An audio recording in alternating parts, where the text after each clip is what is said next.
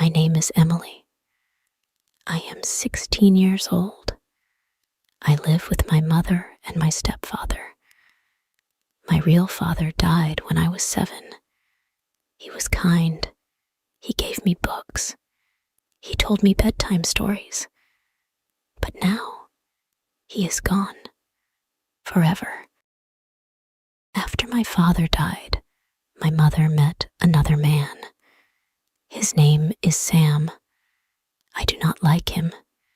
He is not a good man. At first, he was quiet. Then he changed. He shouted. He broke things. Sometimes he looked at me in a strange way. One night, I was reading a book in my room. Sam came in. He closed the door. I was afraid. I ran to my mom. "Mom, please help me," I cried. "Sam is not good. He scares me." But my mom looked at me with cold eyes. "Stop lying, Emily," she shouted. "Sam is your father now. Show respect." My heart broke. My mom did not believe me. She believed him. The next day, I went to school. I could not smile.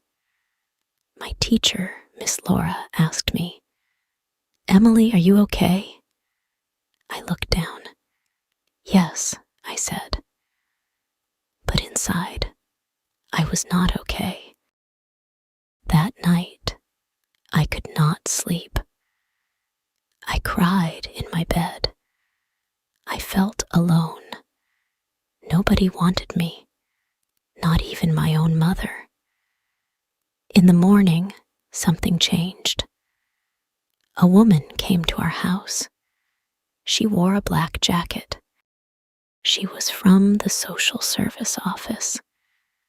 She looked at me and said, "Emily, you need a safe place. You will come with me." I did not understand. I looked at my mom. She said nothing. She looked away. "Pack your things," the woman said. I packed my small bag. I took my teddy bear, my notebook, and one photo of my dad. I left the house. My mom did not hug me. "Where are we going?" I asked. She smiled and said, "Somewhere safe." And that is how I lost my home. But maybe I will find a new one. When we arrived, the woman opened a big metal gate. Behind it, I saw a tall, gray building. "This is your new home," she said. I looked at the building. It was cold. It was quiet. It did not feel like home. We walked inside. The hallway was long. I saw many closed doors. It smelled like old books and soap. Some girls looked at me. They did not smile. Some were younger. Some were older. All of them had sad eyes, like mine. The woman said, "This is a shelter. You will live here now. You will be safe here." She took me to a small room. There were 2 beds, 1 desk, and a small window. On the bed near the window, a girl was sitting. "This is your roommate. Her name is Lily," the woman said. The girl looked up. She had long black hair and quiet eyes. "Hi," I said. She nodded. "Hi." The woman left the room. The door closed. I sat on the bed. I held my teddy bear close. I felt cold. I felt scared. After a few minutes, Lily spoke. Your first time here? Yes, I said. Me too, she said. 3 days. Do you miss home? I asked. She looked at the wall. No, my home was not good. My home was not good too, I whispered. We were quiet. But in that silence, I felt something. Not friendship, not yet, but maybe hope. That night, I could not sleep. I cried quietly. I missed my bed. I missed my dad. I even missed my mom, though she didn't want me. Suddenly, I felt something warm. Lily gave me a blanket. You are cold, she said. I looked at her. Thank you. She nodded. I was cold too, on the first night. That was the first time someone was kind to me. In a long time. I didn't know her. But in that moment, she felt like a sister. And I thought, maybe this place is not home, but maybe I can heal here. Days passed in the shelter. I met more girls. Each girl had a story. Each girl had pain. There was Sarah. She was kind. She smiled a lot, but she never talked about her family. There was Maya. She was quiet, but strong. She helped me with my homework. But sometimes I felt very sad. I remembered my stepfather's voice. I remembered my mother's cold eyes. One day, I told Lily, I feel lonely inside. She looked at me. Me too. We sat together in the small garden. The sun was warm. The flowers were bright. But our hearts were heavy. Why did they leave us? I asked. Lily didn't answer. She just held my hand. That moment made me feel better. I learned something important. I am not alone. The girls in the shelter are like a family now. We share stories, tears, and smiles.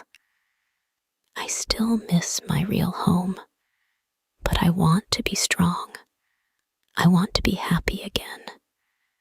One night, I wrote in my notebook, I will be brave. I will find love and hope. One morning, Miss Laura, my teacher from school, came to visit the shelter. When I saw her, my eyes filled with tears. Emily, she said softly, I missed you. I ran to her and hugged her. She smelled like books and flowers, like before. Are you okay here? She asked. I nodded. Yes, it's not home, but it's safe. Miss Laura smiled. That's good. You are very brave. Later that day, she gave me a notebook with a red cover. This is for writing, she said. Write your heart. I picked up my pen and I wrote, Dear Dad, I miss you. I wish you were here. Mom doesn't love me anymore. She chose him. He hurt me. I was scared. But now I'm safe.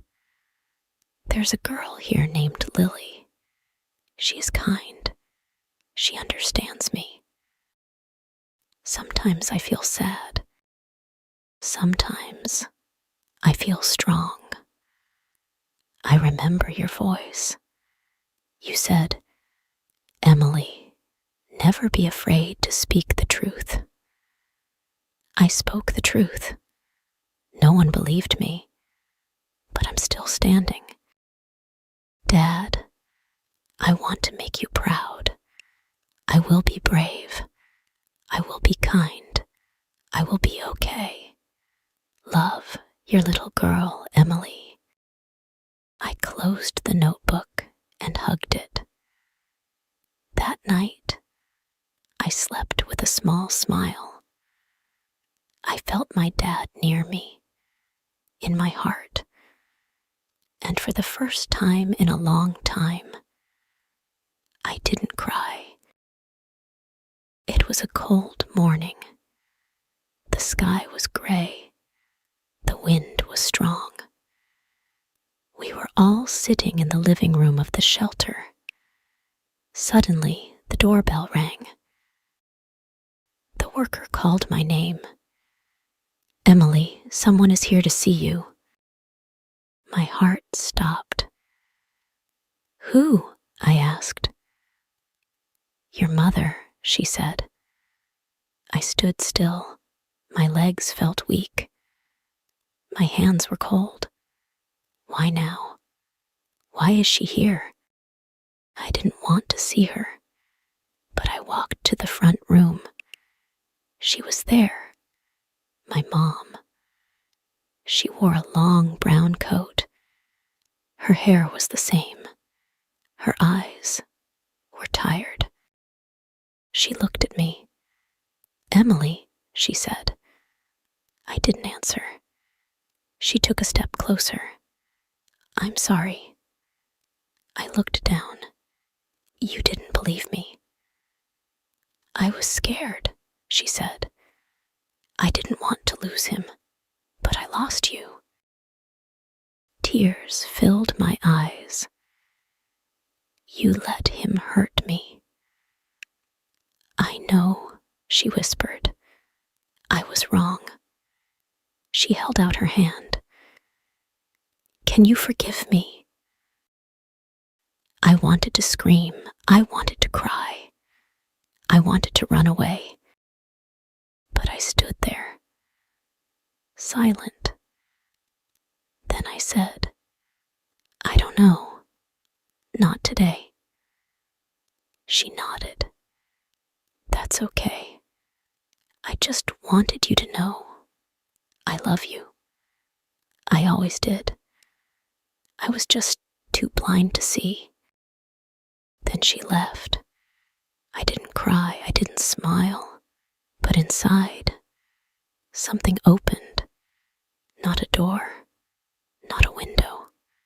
Just a small space for healing. Spring came. The trees turned green. Flowers grew in the small garden. I walked outside every morning. The sun felt warm on my face. I closed my eyes and smiled. I was still at the shelter, but something inside me had changed. I was not the same girl anymore. I was stronger. I was not afraid to speak. I was not afraid to cry. I was not afraid to feel. One afternoon, Lily sat next to me on the bench. She said, "You look happy today." "I am," I said. "Why?" "Because I know who I am now." I opened my red notebook and showed her a new letter. She read it slowly. "Dear me, you are not broken. You are not weak. You are not the girl nobody wanted. You are brave. You are kind. You are loved. And you are enough. Love, Emily." Lily smiled and hugged me. "That's beautiful,"